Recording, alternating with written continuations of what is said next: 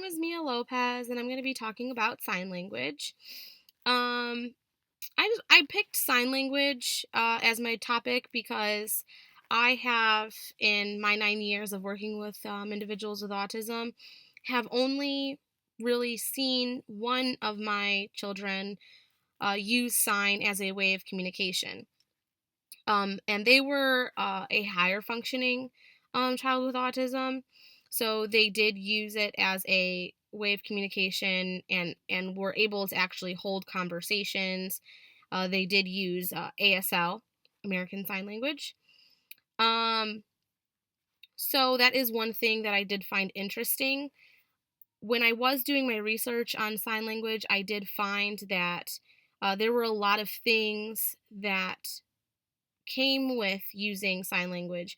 For example, what I'm trying to say is that you really have to have a lot of pre existing skills to use sign, especially when it comes to imitation or fine motor skills. Um, a lot of the children that I work with now at the ages of 3, um, as well as 2 years old, yeah, so like 2 to 3, I would say, don't really have the fine motor skills and the fine motor imitation skills um, down yet. So a simple sign such as more can be hard for someone who doesn't understand how to link themselves to getting that function or that mobility with their hands. I work with an individual right now. She is 3, and she just now mastered out of the VB map.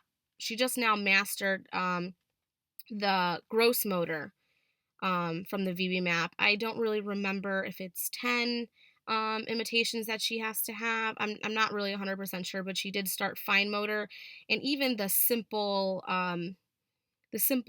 imitation of doing this is very hard for her. She'll do this or she'll do this. And even to do this, it has taken her a few weeks to do this. So it's very hard when you have to have pre-existing skills such as imitation or fine motor.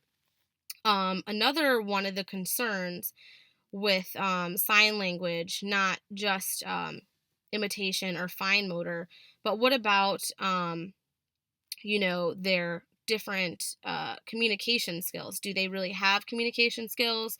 Do they understand what they're trying to ask for? So that was one of the things that I did find um, that was a little challenging. I myself have taken many courses for my bachelor's in ASL, and I found them to be very easy for me because I do have the mobility in my hands and I'm able to, move them in the ways that are needed. But there were a few signs that I'd have to say that I did have some difficulties being able to do.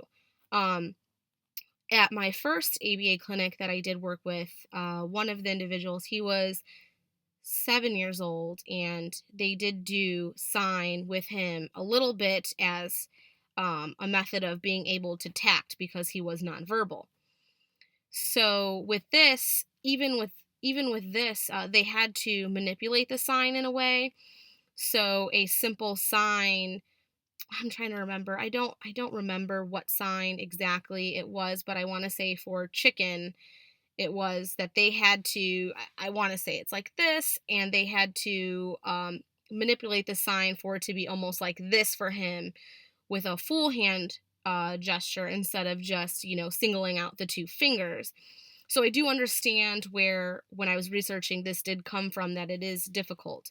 I do believe that sign can be a great way of communication for individuals that are nonverbal and that are older, um, and do have the function in their hands, and do have the pre-existing skills such as imitation and things of that nature.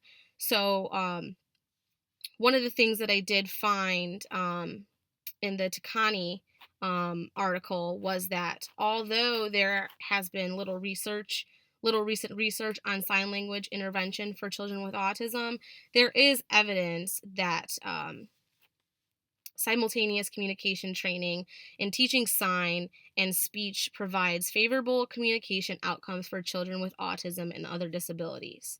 So, like I said, sign may not be good for all individuals with ASD, but I do believe that sign is great for individuals that are higher functioning and are still nonverbal, that this can be a more effective way of communication instead of just exchanging pictures or using a device when they can use something as simple as their hands and not have to carry something extra with them day to day.